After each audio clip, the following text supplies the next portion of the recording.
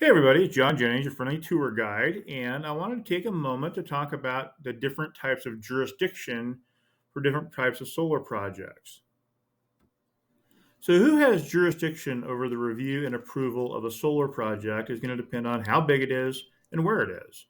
So, local jurisdiction, counties mostly, review small and medium and even larger size proposals. State jurisdiction kicks in for the big projects.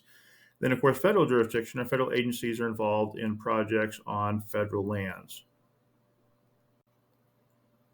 So, projects subject to local government jurisdiction are the focus of this Rules Advisory Committee. The rules that will come out and ultimately adopted by LCDC will apply to projects that are under the jurisdiction of counties, not necessarily projects that are under the jurisdiction of the state or the federal government. So there are a couple ways, and we talked about some of this before, but there are a couple ways for local governments to consider and approve photovoltaic solar projects. Smaller projects are subject to conditional use procedures. So these are the thresholds we talked about that are in the farm and forest rules and subject to the criteria in those rules. I'd also say that these projects that are subject to these rules they're commercial projects and are designed to deliver energy to consumers, to customers. They're not domestic projects. They're not rooftop solar, feed-in tariff, or net metering, or things of that nature. They really are. They need to be commercial and designed to deliver power to customers. So as we get into a little larger projects that would be bigger than would otherwise be allowed on farm or forest lands under those rules, and we talk about the exception process. And I know we've been over that before, and that really triggers the requirements in Division 4. So in addition to Division 4, some projects that require exceptions are also subject to ORS 215-446, which is a renewable energy facility. And this statute creates the ceiling for projects that can be reviewed at local levels. This statute, some of its companion statutes, and also prescribes some additional criteria considerations.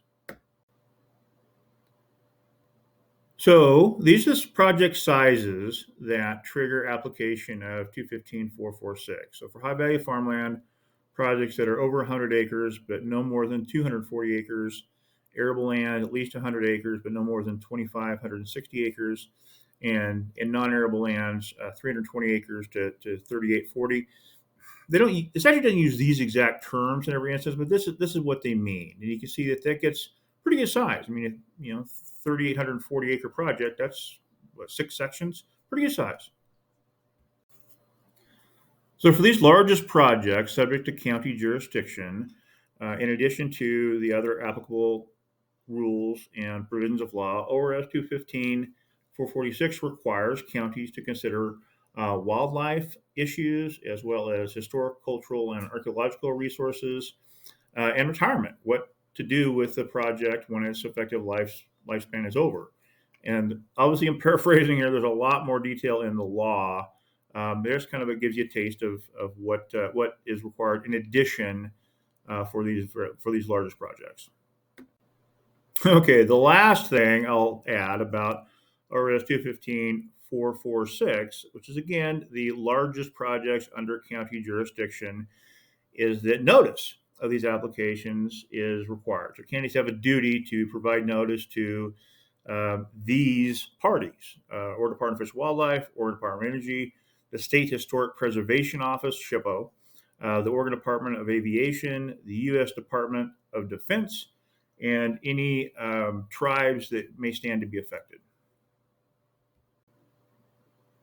So projects that eclipse the thresholds for local jurisdiction are subject to state jurisdiction. And the body that reviews these large projects for the state of Oregon is Oregon's Energy Facility Siting Council, also known as FSEC. So I'm really not going to say a lot about FSEC. They're staffed by the Oregon Department of Energy. We can invite some of their staff in to talk about them if we'd like. I will say that they consider projects based on a suite of siting standards. This is some of them here on the right. It's not all of them. I think it's most of them. And you may notice some similarities to some of these standards and some of the requirements in the 215-446. That's not a coincidence.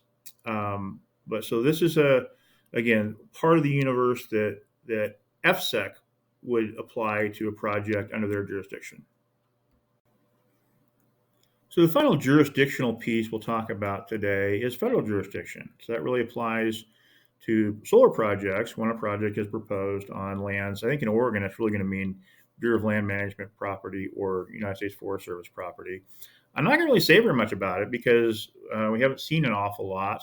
There's been some kind of interest more recently, but we're learning more about what that would mean and how that would involve our state and local partners. I'm just going to leave it at that for now. So to summarize, we've got the three types of jurisdiction we've talked about here. Those projects under local government authority, whether it's a conditional use or an exception, or an exception that also triggers ORS 215-446, are the focus of this Rules Advisory Committee. That's where any rules that LCDC ultimately adopt will apply. Once we get above those acreage thresholds and into really big and bigger projects, the authority of the state of Oregon kicks in, and that jurisdiction is carried out by the Energy Facility Siting Council, who does have their own siting standards.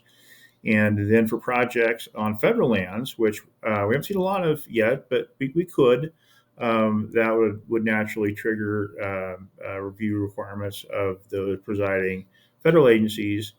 And we're learning more about that. So that's what we've got for today, and I know that's plenty. Jurisdiction isn't usually the most thrilling of subjects, so I really appreciate your endurance. And again, thank you for your interest in this subject. And we really just encourage you to approach this issue and come to these meetings with an open mind and a creative spirit and a sense of humor. Thanks so much.